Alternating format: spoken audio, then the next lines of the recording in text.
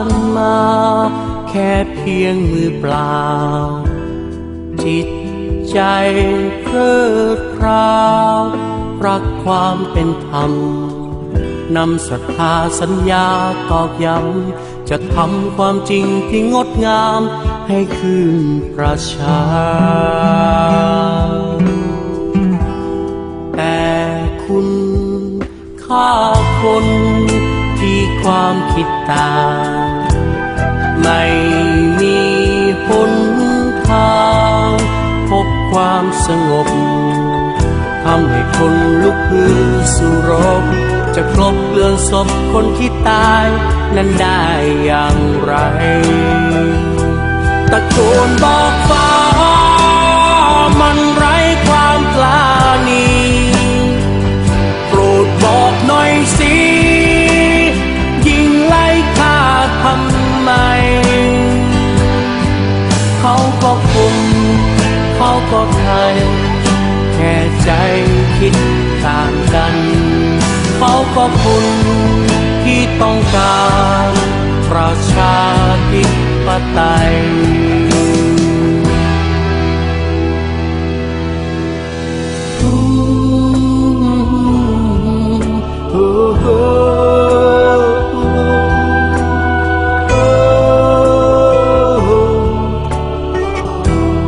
แต่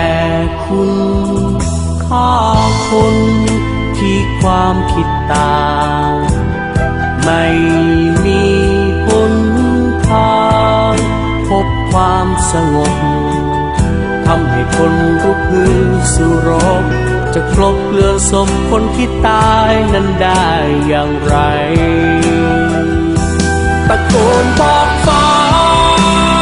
มันไร้ความปราณีโปรดบอกหน่อยสิยิงไล่ฆ่าทำไมเขาก็คนเขาก็ไทยแค่ใจคิดต่างกันเขาก็คนที่ต้องการประชาธิปไตยตะโกนบอกฟ้ามันไร้ความกล้านี